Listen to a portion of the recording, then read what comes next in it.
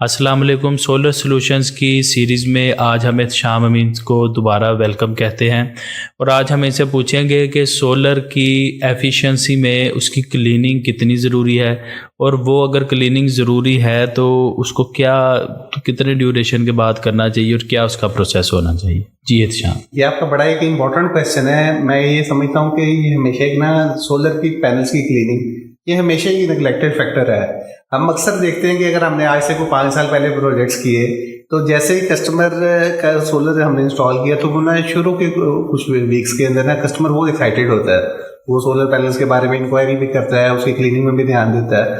लेकिन जैसे जैसे सिस्टम पुराना होता जाता है ना तो वो जो सोलर पैनल की क्लीनिंग है वो कहीं ना कहीं पसमानदा पड़ जाती है, वो निगलेक्ट होना शुरू हो जाती है। लेकिन मैं यहाँ कहूँगा, मैंने ऐसी साइट्स भी देखी क्योंकि हमारे पास थाउजेंड्स ऑफ सिस्टम्स लगे हुए हैं, ऑनलाइन भी है, हमारी इंजीनियरिंग टीम भी सारा देखती है।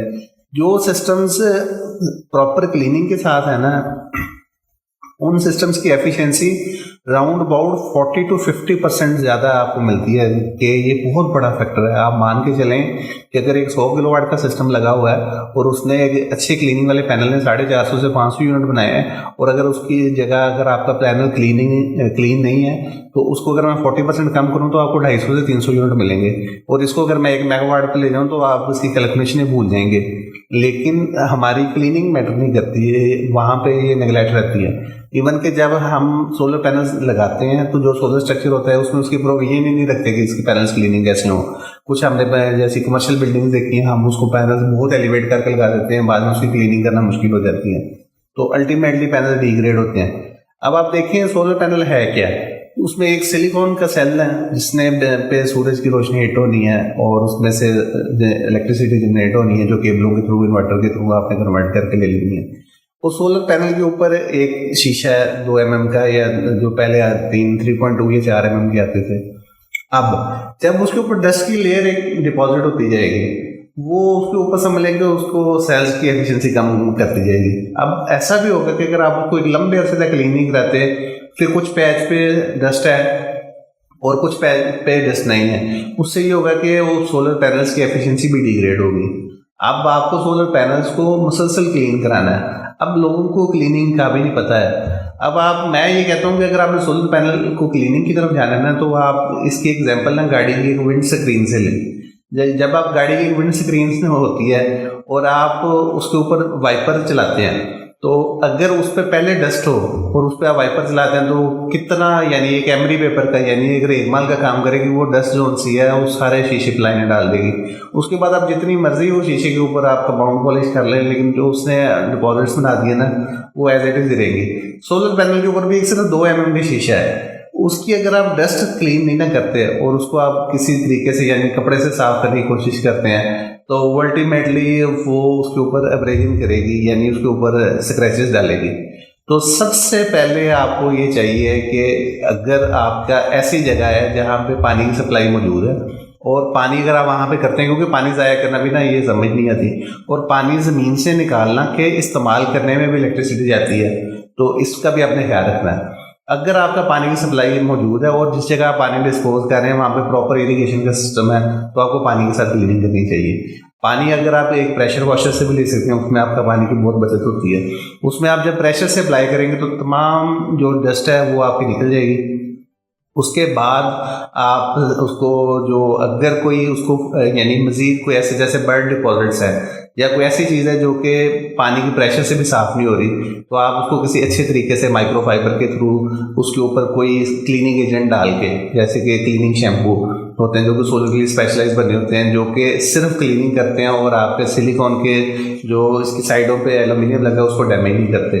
तो आपको वो क्लीनिंग शैम्पू डाल के उसको साफ़ करके उसके बाद जो क्लीनिंग शैम्पू उसको फिर पानी से रिंस करके साफ़ करना, ताकि जो पानी यानी जो शैम्पू है वो ना डिपॉजिट हो जाए। तो अगर आप इस तरह से सोलर पैनल्स करेंगे क्लीन, तो आपकी एफिशिएंसी हमेशा ज़्यादा रहेगी। जो कंपनी ने उसको क्लेम किया आपको वहाँ तक भी मिलेगी।